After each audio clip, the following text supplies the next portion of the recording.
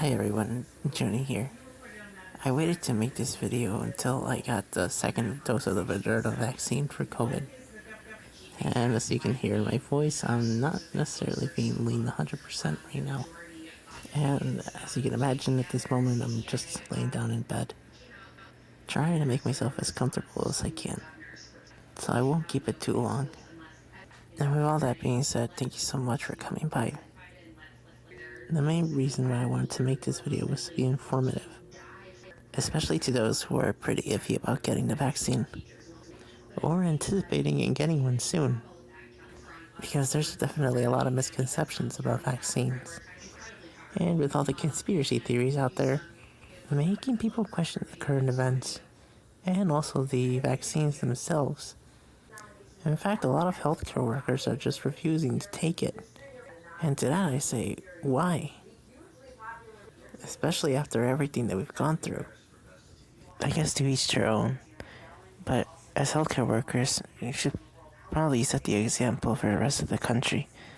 After all, if anybody who knows anything about vaccines, it's definitely the healthcare workers.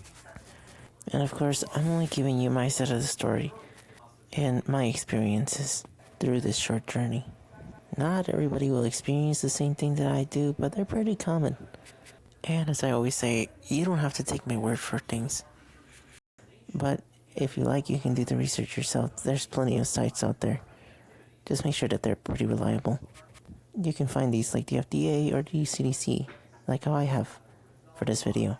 So anyways, when I got my first shot, things went pretty well even at the site itself. I only took maybe half an hour there, if anything. I even gave myself an extra 10 minutes when I was being monitored. Walking out of there made me feel like I made it to the other side of this. I also kind of felt guilty because a lot of people were waiting for this vaccine still. But I blame leadership for that. Well, so when I got home, I started feeling a bit sore around the injection site.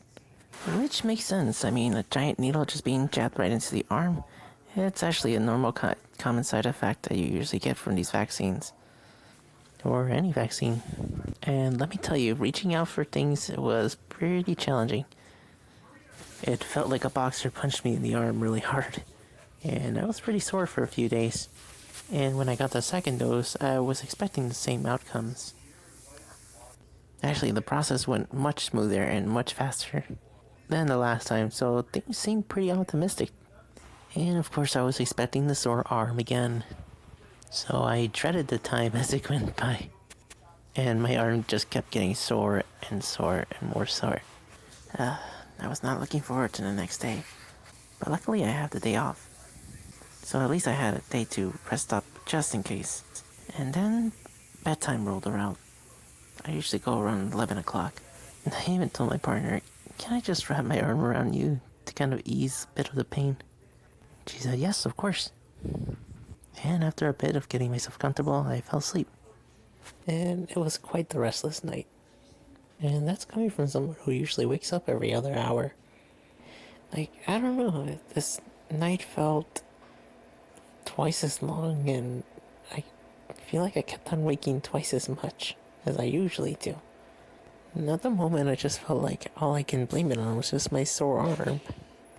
But as the night progressed, I felt that same pain just traveling throughout my body. And perhaps that's why I kept moving around so much, because I was trying to make myself comfortable. And you know you had it bad when your sleeping buddy tells you that you were shaking a lot last night. Almost getting motion sickness just from the constant moving around, making it harder for them to sleep as well. As the daylight rolled in, I woke up again. This time, I just felt like I got run over by a truck. You name it. Joint pains, nausea, and of all, this intense headache. Oh my gosh, I cannot get rid of this headache.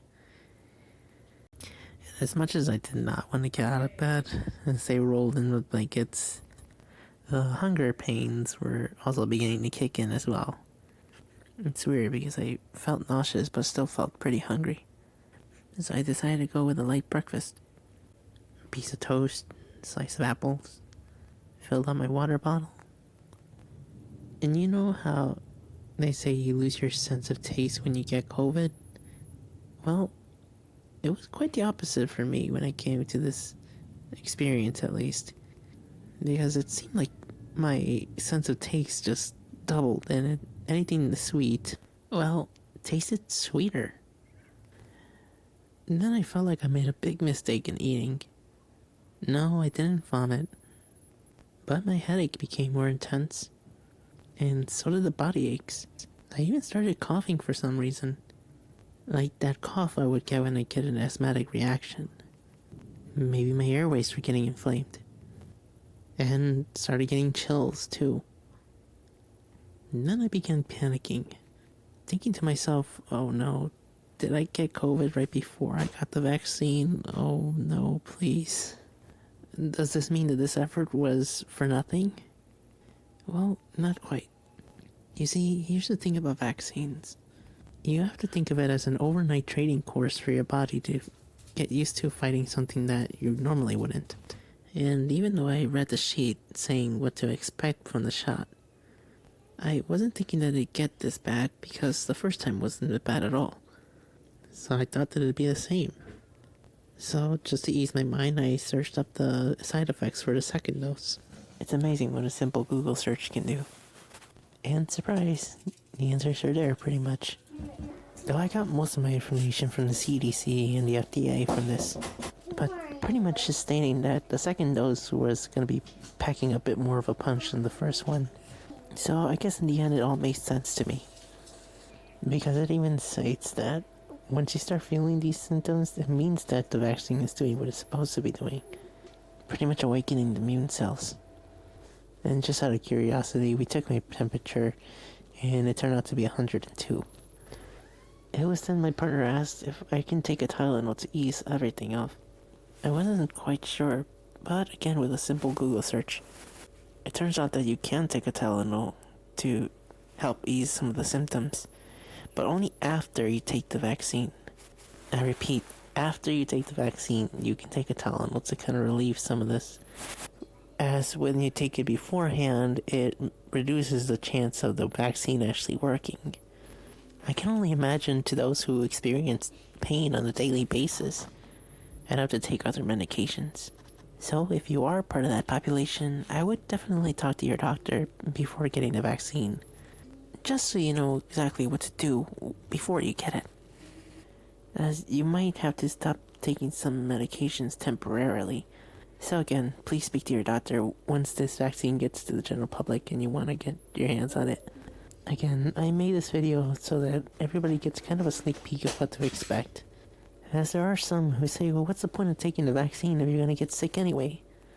Well, that was my question too. But then I thought, imagine if I didn't have this vaccine. How much worse would I be feeling right now? And I still can't fathom the fact that people lose their sense of smell and taste, let alone have a hard time breathing because of it.